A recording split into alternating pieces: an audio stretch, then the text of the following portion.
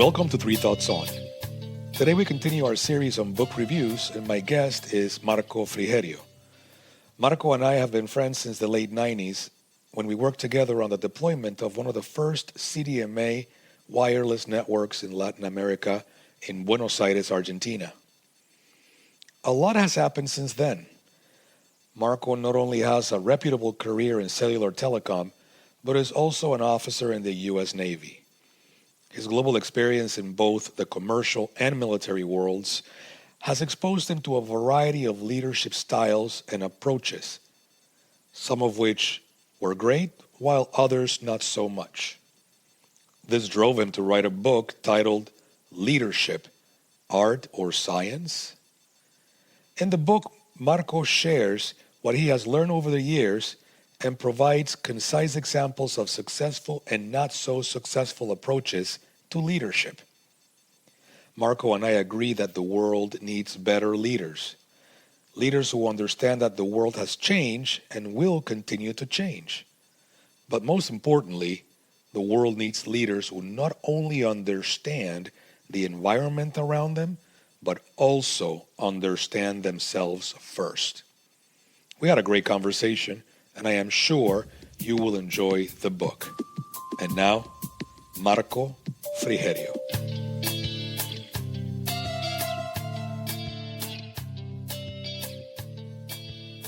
Welcome to Three Thoughts On. Today we continue our series dedicated to book reviews. And I am really happy to do this with my good friend Marco Frigerio. Marco, how are you doing today? Doing great. Thank you for this conversation. Excellent. Well, Marco just published a book called Leadership, Art or Science. I am very proud of you for doing all this work. As well, the audience may not know this, but you and I go way back. We met a long time ago back in Argentina, your home country. And I was not only proud of the work you've done, but also I'm so honored that you asked me to write the foreword for your book. But before we get into the details of the book, which we will, can you give us a little background for the audience on you and who you are and what led you to this path of writing this book? Certainly. Well, again, thank you for having me to share my experience and thoughts on this book. I don't think I have all the experience to write a book, but nonetheless, my experience led me to scrutinize failures and successes, right? And with that in mind, I started compiling things that they work and they didn't work. So I started my career in Argentina, as you mentioned, in cellular networks. And my work, similar to yours, led me to travel and being through multiple countries and experience the different leadership from different cultures, backgrounds, and in some cases, experience great successes as much as fantastic failures.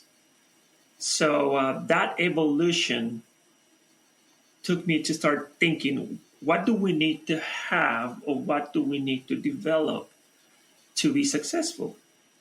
And the difference between leadership and management. And that's where I learned that to be a leader, you don't need to be a manager. So leadership is not a position of power or position, but quite the opposite. You can be a leader, and we have the discussion multiple times. You can be a leader in your family. You can be a leader in your church. Naturally, it's easier to see a leader when he is in a position of authority, but it's not necessarily connected. So with that in mind, I start inquiring, oh, what is it to be a leader then if you don't need authority to administer a leadership? And that led me to start poking around different figures. I mean, you can think of Elon Musk, whether you agree or disagree with his views, and great presidents per se. regardless of political parties. They're presidents that transform a country. And I said all the time, you can get to be a president, but it's harder to become a great president if you're not a leader, because now you need to lead elements you don't control. So that led me to digest multiple areas from communication, how to motivate people, how to analyze body language, how to be able to listen the unspoken words of disagreement, and that's a lot. And the principal area, which is communication. I think that we have a big issue in communication nowadays, and that creates a lot of problems in companies. Well, thank you for that background. Yeah, I've been taking notes as you've been talking, because there's a couple of things I want to jump right into that are right in the heart of the message that you have in your book. But I think it's important to note that this is, you brought up something right off the bat, which I think it's worth mentioning again. You're writing a book about leadership. You're questioning yourself whether it's an art or a science, and as you read the book, you go through that thought process yourself. But you're an engineer. You're a couple of years younger than I am, but you have a very similar background. You telecommunications worldwide. You were with Motorola. You were with Ericsson. You were with so many different companies like myself. You're also an officer in the Navy. That gives you visibility from a different point of view. It's not a corporate environment. It's not a profit and loss center, but it's a safety. It's a security of the country and so forth here in the United States. And I love what you said. It's like, well, maybe I haven't been enough of a leader to write a book like this, but I've certainly been under many, many leaders in my career, and I've been able to observe what has worked and what hasn't worked. And from that point of view, as a follower, I do have something to say about leadership. And I like that a lot, because I think we sometimes put ourselves down. It's like, well, I don't have that experience. Well, maybe you don't have it directly, but certainly have it indirectly. Between the two of us, we've had a couple of dozen leaders that we followed along the way in our careers. And some of them have been great. Some of them have been okay. And some of them have not been very good at all. And I think that's a good starting point for an objective discussion of what leadership is. So thank you for bringing that up, because I think that sets the stage for people who may question and say, well, what makes you adept to write on such a topic, right? Well, if you're paying attention, at some point you're either leading or you're following. And if you pay attention, you can critique it in an objective and respectful way, one way or another. Right? That's right. And one thing that I heard recently from Simon Sinek is that the great leaders are the ones that they're constantly studying leadership. So you don't need to be an expert. As a matter of fact, you will never to be an expert, because you're constantly raising the bar. So the minute that you think that you made it is when you're going to create problems in your organization, because you think you have enough elements and your learning, your education stop. So from that perspective, you're always leading, and there is a misconception which I don't address it completely in the book, probably for the second version of it, is that leadership is not top down. So leadership is middle up, middle down, middle left, middle right. So, and you need to adapt your leadership independently if you're going up, down, left, or right. So there is certain language, motivation, and skills to leading people to follow you, which it takes similar skills but different approach. If you lead in your boss, how do you tell your boss what to do? And people got the misconception that you cannot lead up the chain of command, which you could and you should, as a matter of fact, as a part contributing in this machine per se. So with that in mind, I hone in the book about three key items that leadership of follower needs to adhere and promote every time. One is clarity. So there is a misconception that a leader is the person who knows it all. And I will argue that a leader needs to be humble and needs to, and more than likely will be leading much more smart individual than he is. And he needs to be humble enough to be able to get everybody in line and make sure we all achieve the deadlines and get attack and conquer the objectives. The other item that a good leader needs to be able to master is to know himself. And not for a chance, the chapter 2 of the book, it goes directly to understanding yourself as a leader. There are biases that might blind you, and there are a little bit of self-awareness, cognitive awareness that you need to have in the environment that you're working on to make an effective leader. But more importantly, and this is something that I heard the other day, when you define yourself as a leader, the easiest way is not define what you are, define what you are not. And that's where people fail, because they try to say what they are, and they more than likely say it wrong, phrase it wrong, or execute wrong what they think they are. So you should start saying what you are not.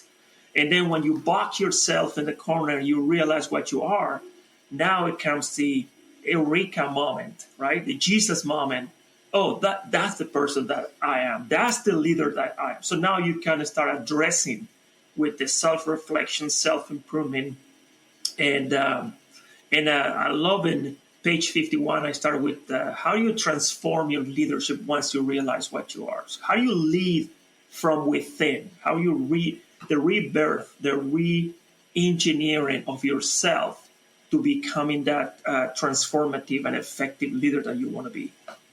What I like to do here is to throw something at you and see if you agree, disagree, partially disagree, and see if you can expand on this, right? Because there's a lot of books about leadership out there today, because we as a society recognize that, especially in these times, we need to do better as a collective. We need to do a better job of bringing people together instead of falling into the tribalism that we seem to be falling into.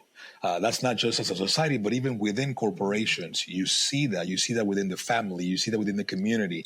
It's not a political conversation. It is really a social problem that we're seeing, right? So when I read the book, two things came out that seem to be, I can't say that it's a first of its kind, because I haven't read every single leadership book that's out there, right? So I know I've read a few, but not, let's be honest, not all of them, right? But it seemed unique to me that you took two sides of the problem. One is understanding yourself, is doing that self-observation of who you are, or who do you see yourself as a leader, but then also doing the observation of the environment around you. You talked about motivation. You talked about observing body language of others. You talked about looking at how people agree or disagree. You're talking about the communication style. So there's this dichotomy of, I need to not only observe myself constantly, but I also need to be observing others. And in observing observation is something that requires a lot of patience. That's right. Because you can't just react to what's being observed. You have to observe, you have to process, you have to come to some conclusions, and then take some sort of action. So it seemed to me that from your point of view, these two are not only very much intertwined, but they cannot be separated if you are to become an effective leader. Can you comment on that? Absolutely. And one of the things that I will agree and I will go beyond is that you said the patient when you observe yourself. I will say that patient is the key element, but consistency is the other one. So you need to do this self evaluation constantly, and seek feedback from three different levels. And I like always to have three different levels. One is more a professor, more fundamentalist, if you wish, type of the school teacher that will tell you, you shall do this. That's the first feedback. The second is a peer feedback for two reasons. The peer feedback is the one that brings that exaggerated, depending on the agenda of your peers. Some will compete against you, some admire you, some don't care. So each mentality will bring a perspective to it. It's like looking at a cartoon. When you go to those carnivals and they do a cartoon, they highlight areas that you don't see in yourself. And if you have kids, you will see that. You caught your kid saying things, and where did he get that from you? So sometimes getting the middle feedback from your peers is also bringing a good perspective. And the third is from people that is following you. And the reason behind it is because you got two kinds. You got the kind that really loves you to death, so that's all the flowers. And it's nice to get the flower, not to get self-reassurance, but at least you know the areas you're doing well. But also like to do the ones that don't like you, because not to go running like a reactive, I need to fix this, but it's just to see what is broken, what motivates this person to be against my leadership style. Maybe it's one of the biases that I haven't addressed it, and I don't know I have it. So it's I think the key of success is being able to constantly looking at the mirror, and this this constant evaluation serves. In the book, I like to refer to a good leader is effortless endeavor. When you do it right, it feels like you're not doing anything, which is a little bit of a contradicting, because you might think, well, nothing is happening. You might think you're a good leader. So leadership is like balancing a 2-ton rock upside down. When you have something in equilibrium, to put it back, it takes less efforts. If you ride a motorcycle, you will know that huge motorcycles, skinny guy like me can balance that out with minimal effort. But if you tilt to a certain degree, you need massive efforts to put it back in equilibrium. That is, in a nutshell, when a leadership is well executed. Like few movements create great balances. I like that analogy of the motorcycle because it is true. People who have experience riding a bike know that if you're doing things right, it's going to stay up, and it's not going to require a lot of effort from you to keep it up and keep it riding straight. But if you fall, it's a lot of work to pick it back up, especially a bigger bike, right? So it's important to note that this is not what you're saying here. It's not that it doesn't take work. That's right. That's right. And reading the room is, I think, one of the biggest assets any leadership can have. A nod, a sight, a rolling eyes, things that are unsaid that you need to address it. And now how you address it is the art, right? The art of all these signs. So do you address it in public? Do you take it outside? Do you say, hey, let's have a coffee? Do you ask for lunch? So, and that's how the art comes to, how do I make this balance using all my science, stay in equilibrium? And those are great leaders, right? So empowering anybody beneath you to use their skills in a magic symphony of equilibrium and self-sustaining momentum.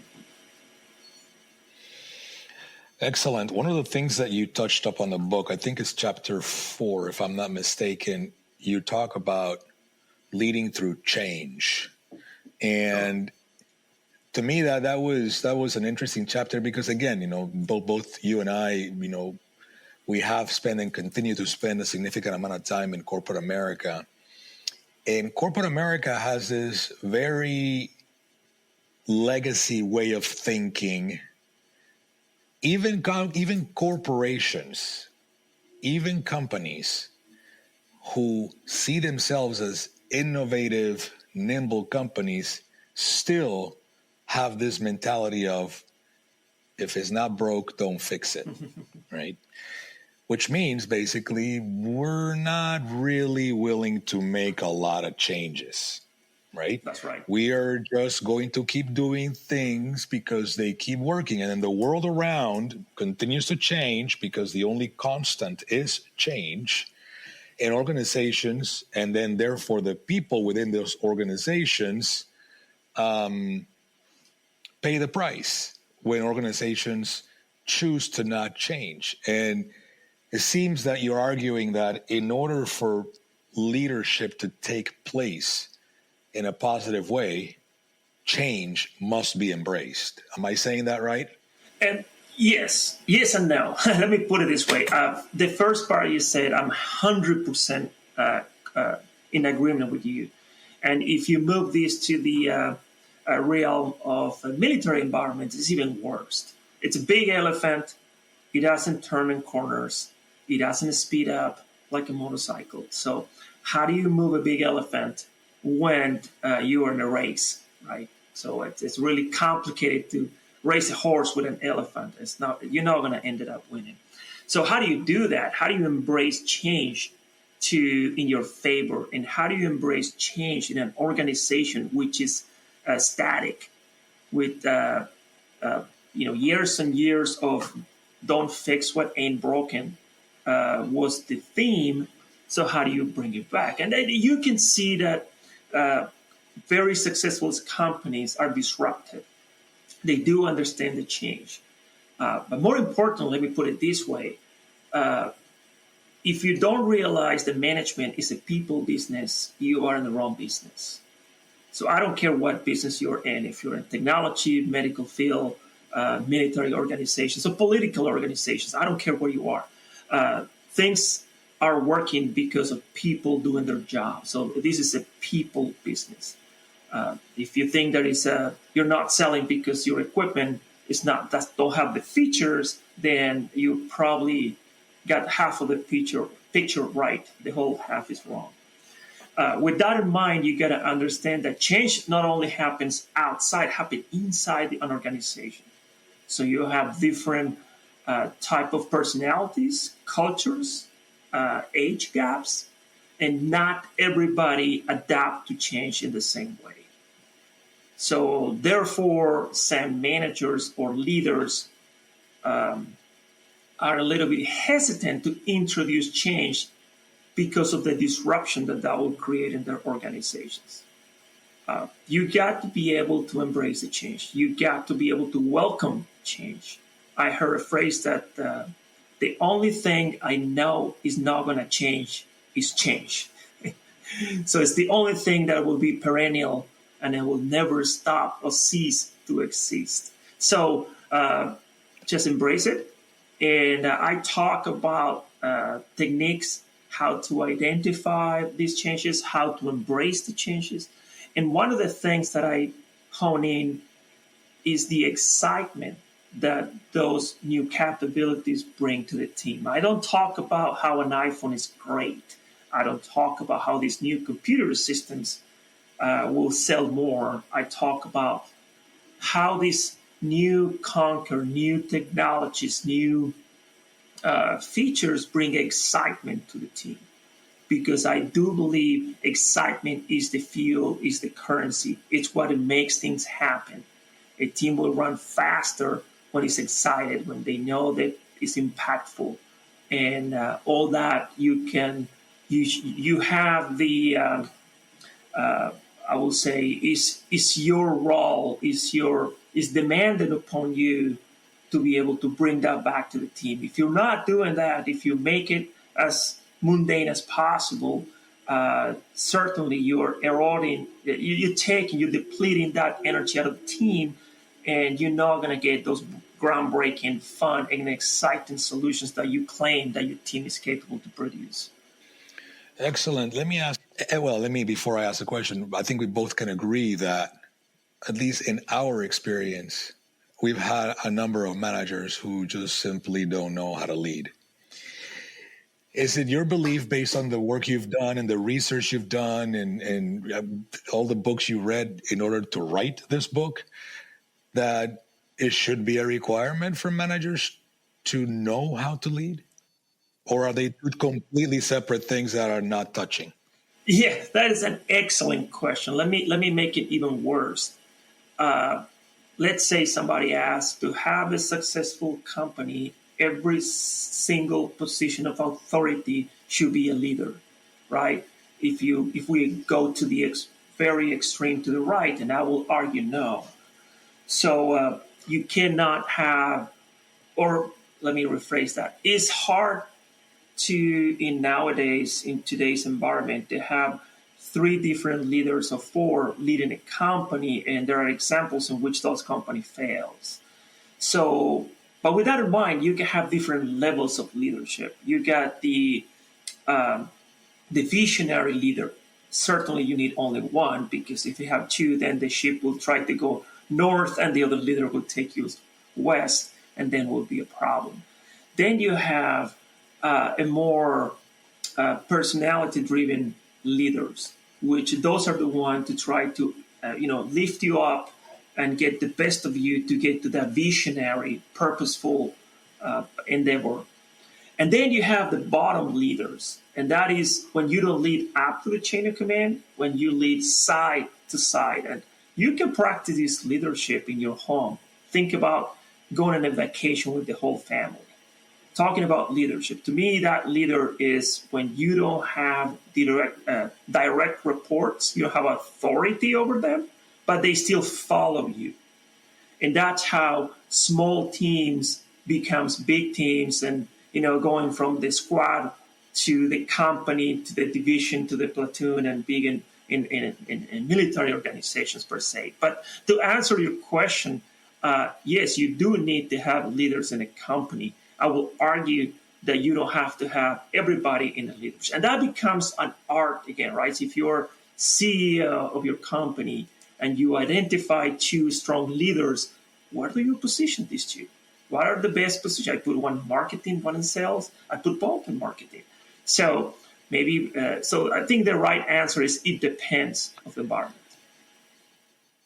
And isn't it true that along those lines, a true leader, in the case of an organization like that, where you have a multi-tier approach, that a true leader understands when he or she is supposed to be following someone else? In other words, there's that balance of when to be leading and when to be following. And that is an excellent question. At the end of the book, I kind of explore the different positions, and I make an analogy with the battlefield. If we go back to history, how we used to fight wars, right? You used to have the generals in the top of the hill directing the whole battlefield, right? And the general would say, go left, go right, now the cavalry, now the weapons, and so on and so forth. And then you have the middle leaders, the one that the captains, leading the troops towards the midfield to the front lines. And then you got the front lines, drill sergeants and gunny sergeants pushing towards the enemy lines. So I argue in that point that it depends on the size of your organization. You need to be flexible. Sometimes a good leader will be a good follower in order to achieve progress. And in the other, you need to lead. But it depends of the size of your organization. You can gravitate towards the center. You need to be a facilitator. Make sure the different parts of your organization can connect and can move smoothly. If you need to go to the front lines, well, flexibility is the name of the game. If not the game itself, you will have to go to the front. But as a leader, if you find yourself going all the way to the front, existentially, there's something wrong in your organization. You shouldn't be at that point. Naturally, as your organization becomes larger, you should almost never have to go all the way to the front because your middle managers will do that work for you. But you still need to continue to do the role that is vested upon you is bringing clarity. And if clarity, vision, and purpose is not spelled super easy to understand in all levels, then I understand and I think your organization will have a systemic problem. And the problem with the vision is not everybody can elaborate and be an evangelist the way that the visionary do it. That's why CEOs goes around the company and talk to all the members, because you can pass your gaspo to the next level of managers or leaders. They can pass it, but you know how that works, right? So the message will lose energy, sight, and empowerment. So that's why the leader needs to be able to go to the middle and come back to the back. But you should be able to lead more than likely from the back, like the old generals did. So you need to be able to let go and let your people do the best in their abilities. You need to be able to trust that your vision and your commander's intent is strong enough and they are professional enough and capable enough to execute beyond what you conceive is possible. And that's the beauty of leadership. So when you establish those commander intents and they're being executed by empowered, enthusiastic resources, they will knock it out of the park with solutions that you never envisioned. So letting go, right? Letting go, trusting your people. I think we can safely say that is a challenge for a lot of the leaders and or managers that we've encountered along our career, because you see a lot of what we call micromanaging in corporate America today, which is the opposite of letting go, is the opposite of trust. It seems like we have a lot of work to do. Absolutely. And sometimes we'll say, oh my gosh, this leader is so knowledgeable. How I didn't think of that. And when you go back, when you go, to the 10th floor of the building and you look down, your vision is comprehensive. So naturally, you can see how this game is played, and you can foresee opportunities or stop problems before it happens. But if you go to the second floor, your purview get reduced. So you're not going to be able to see. So for those in the second floor, you become like a god. Oh, this guy is so smart. No, he's leading from the back. He's only coming to the front when it's absolutely necessary to stop a catastrophe or to fix or to teach. Sometimes you go to teach to the front, not exactly. But the micromanagement, what it does, it creates stagnation. It creates a stop because, hey, I'm going to stop. My boss is going to show up and he's going to show me how to do it. And that's the worst you can do as a manager. So when I lead teams, I go to the front only to congratulate, to see what they're doing and to learn. And people is so enthusiastic to show you all the great work they're doing that is uplifting. And it becomes a synergy, almost like a father and son, right? When you get your son, when you see it thrive, and both get proud. Let me tell you, you get proud of what your people are accomplishing and vice versa. I don't have a lot of leading like thousands of people. Like the teams I led are small in nature, but I was able to experience these practices, and let me tell you, it's accelerating. I will anytime I have the chance to lead, I'll take it. It's amazing. One of the things you mentioned in the book that it resonates a lot with me is communication and how to communicate effectively as a leader. I actually have 3 episodes in this podcast dedicated to the art of communication with my friend John Malahy. Tell me more about that. Tell me more about your view of how is communication or effective communication essential in the 21st century leader? So, as I said, if you don't realize that we're in the people business, you're in the wrong business. I would say learning to communicate and to understand people is the worst. One of the best quotes I have in my book is communicating something and thinking that the communication happened is one of the biggest fallacies or the biggest mistakes that you can ever think about.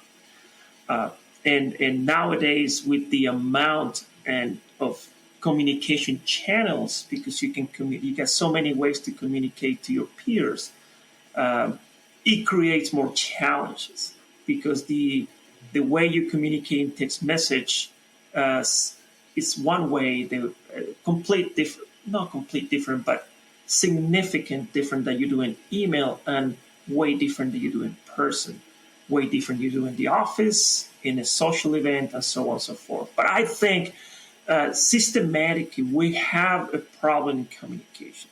So what it is in our brains, it doesn't translate to words. I cannot put my finger on how to fix that, but I think it has to do with more human interaction. My first thought about it, but more and more and more, we see companies trying to communicate and creating more communication block than anything else. One email turns into 100 pinpoint emails, and still there's not a communication that just happened. So, coming back to your question, how do I think that happened? I think the best communication is, or the best message that goes from point A to point B, is the one said with the less amount of words, and still you're able to communicate 10 times more than you spoken, written, or signed to it. I have one of my quotes in the book is, everybody knows how to fight, love, and argue, right? Few knows when fight, love, and argue. Only a handful knows in what order. And I think that's the key, right? Is timing is everything. So you need to know when to apply pressures, when to say certain things. I can count multiple conversations with, oh, I went and I looked for that raise. Okay, did you elaborate why you need the raise? Did you talk to this person right after a meeting where we just report our numbers were down? So, and that's just one example of the miscommunication. Another one is you need to execute in something, and that is critical for an organization, and you didn't ask the right questions at the right time, which led to a waste of time, resources, and potentially loss of that business. So we do have a big problem in communication. We need to practice more. Again, go back to the patient and resiliency, and be constant in self-evaluation. We all, regardless if you're a leader, follower, or you're in the middle, we need to evaluate how well are we communicating. And it's okay to ask, can you rephrase what I just said? Can you tell me if you understood the message? But in this hasty world where we need to execute, we're forgetting one part. It's just slow is fast, fast is slow. Yeah, no, absolutely. I agree with you. I think, communication is about clarity. You mentioned clarity as one of the three key items, but it's clarity in when to listen. It's clarity on when to speak. It's clarity on how to process what's being listened. It's clarity on how to say what's being said, and it's clarity on when to do all that, right?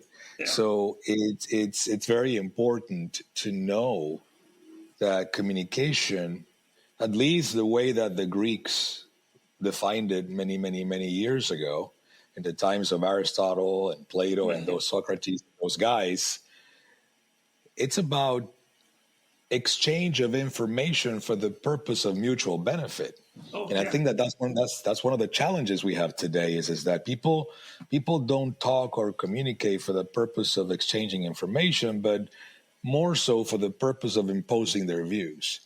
And again, I have 3 podcasts that actually talk about that, but I think here, for the purpose and the essence of this topic, it is essential for the leader to have that understanding, because this is not about imposing. This is about inspiration, motivation, clarity toward a common goal. And to do that, the individual, the leader needs, and the follower need to be able to listen, to speak with clarity, and to know when all that should take place. So I think we're absolutely on the same page on that. Well, Marco, we are out of time. As I told you, the time flies when you're having fun. What are some 3 things you like to leave the audience with regarding your book? Yeah, absolutely. Well, before we go to the 3 things, I will say one of the, I start my book with this quote. I write quotes. That's one of the things that led me to write a book. But I said, leadership is not the opportunity to rise to power, but the power to create opportunities to others to rise. So and I think that gives me a good segue of the 3 things that I think in my book I hone in and I go in this order. The first to me is inspiration and motivation. So and you achieve that living, acting, transparent, and being a good stewardess of the importance of what you're doing. So you need to be able to inspire, but you inspire not just with words. You need to roll your sleeves and show your craft. And that comes to the hand of practical leadership strategies. So you need to be sound in your options. You need to be flexible and be able to effectively communicate your techniques. You got to be able to talk about the future with clarity, unambiguously, where the future is going to take us, and what's our role and your role in it. And I think that's where some of our leaders miss the chance to it. And the thing is a continuous learning and growth. And that goes personal, discovering all your biases, areas that you need to improve, areas that your team needs to improve, and how to develop the next person who's going to replace you, which is counterintuitive for job security, right? But you need to develop somebody that will take your chair. If you're not doing that, you're not leading. You're just working towards job security. Leadership is about to make everybody around you better than you. If you're not working toward that goal, then you are not being a good leader, in my view. Well, that's fantastic. Thank you very much for your time, Marco. And for the audience, the book is already on Amazon. It's called, again, Leadership, Art, or Science. It is an actual short read, so I really actually like that you went straight to the point. You didn't put a lot of fluff, if any at all. Absolutely. Like you said, the book is filled with quotes. I love the fact that you had your quotes, but you also use quotes from men and women who have had enormous success as leaders throughout the past 10, 20, 30 years or even more. So thank you again for making the time. Looking forward to continuing to work with you on this and future publications along the lines of this topic. Thank you, Michael. Oh, it was a pleasure.